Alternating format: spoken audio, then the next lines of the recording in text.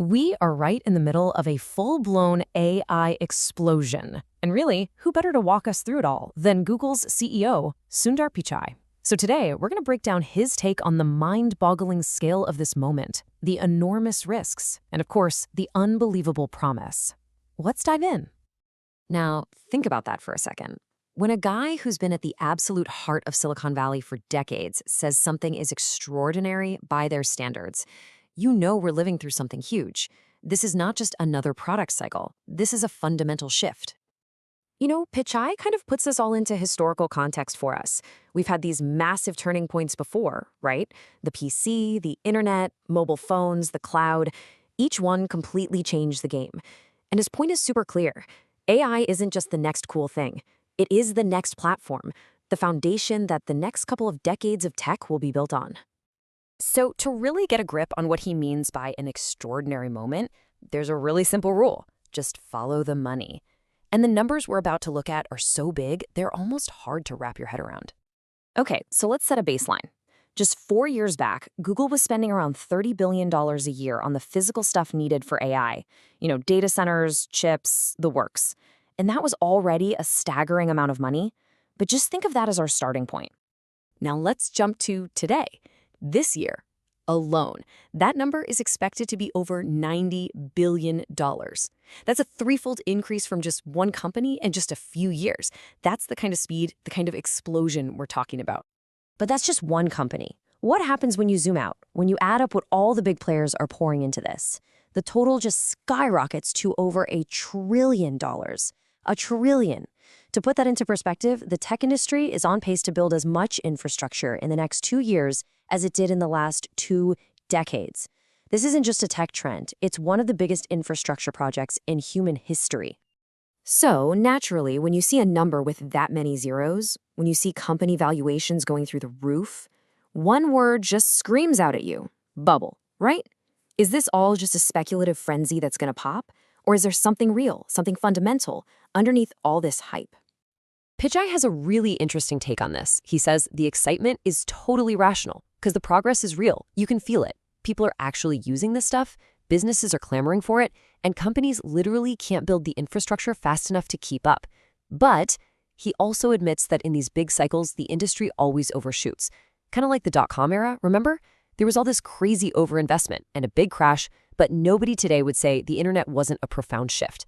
He sees AI the exact same way. The revolution is real, but there are definitely going to be some irrational moments along the way. So beyond all the money, what does this boom actually mean for you and me? I mean, this isn't just about abstract tech. This has real-world consequences. And Pichai lays out 3 critical trade-offs that we are all wrestling with right now, concerning our jobs, our sense of what's true, and even the health of our planet. Okay, so first, the promise. The big vision here is to go way beyond just asking a chatbot a question. He talks about creating agentic experiences.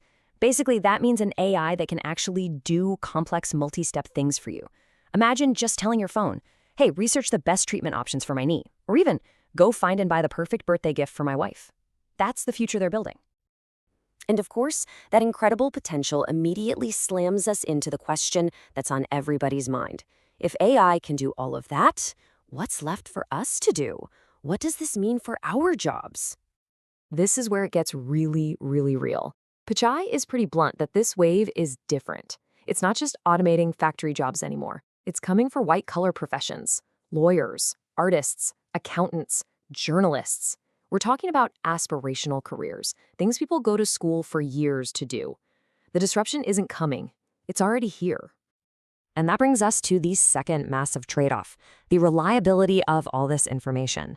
And listen to this, because it's a pretty stark warning coming directly from the CEO of Google about the very technology his company is building. So here's the fundamental tension. On one hand, these models are amazing creative partners. But on the other, you have to remember what they are. They're probabilistic.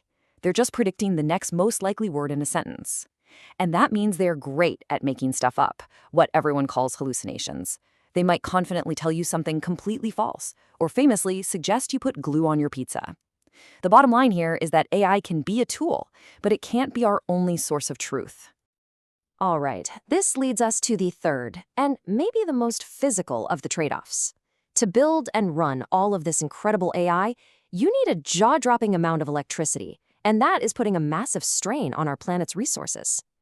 Now, Pichai is a total techno-optimist on this. He's not hiding from the problem. AI is creating a huge spike in energy demand that our current grids just can't handle. But he argues that crisis is creating an opportunity. The sheer need for more power is driving this unprecedented wave of investment into next-gen energy, speeding up R&D in solar, batteries, and even stuff that sounds like science fiction, like nuclear fusion. So we've got these incredible opportunities on one side and these massive, kind of scary challenges on the other. It really raises the big question. What's the path forward? What are we as a society, as individuals, supposed to do in this new AI world? Pichai's main piece of advice is super clear. Adapt. Don't fight it. He argues that it doesn't matter what your job is, a teacher or a doctor or an artist. The people who are going to thrive are the ones who figure out how to use these new tools to make themselves better at what they do. It's not about being replaced by AI, it's about becoming the person who knows how to use AI. Internally at Google, they try to manage this with a little mantra: be bold and responsible. It's basically an admission of this constant tension they live with. They have to be bold and move fast because people are demanding these new tools, but they also have to be responsible, which means pouring resources into AI safety and creating tools to fight things like misinformation. It's a constant tightrope walk. All right, let's wrap up by looking to the horizon. What comes after this current AI boom? Because as revolutionary as all this is, Pichai argues that its greatest impact might just be how it unlocks the next wave of world-changing breakthroughs. The innovation pipeline is absolutely packed. Pichai points to things like quantum computing, which he says is right where AI was just 5 years ago. He talks about AlphaFold, an AI that solved one of the fundamental problems in biology, which could speed up drug discovery by decades. And then there's self-driving cars, which have gone from a sci-fi dream to just a thing you see driving around San Francisco. And here's a final, really powerful thought from him. For decades, the holy grail of AI was the Turing test. Could a machine trick a human into thinking it was also human? Well, Pichai's point is that we completely blew past that milestone. It happened so fast, so seamlessly, that most of us didn't even stop to applaud. We just adapted. And that's the thought I want to leave you with. Given how quickly we seem to normalize the impossible, what's the next great AI leap forward that's going to arrive so smoothly it'll feel completely normal before we even realize it has changed our world forever?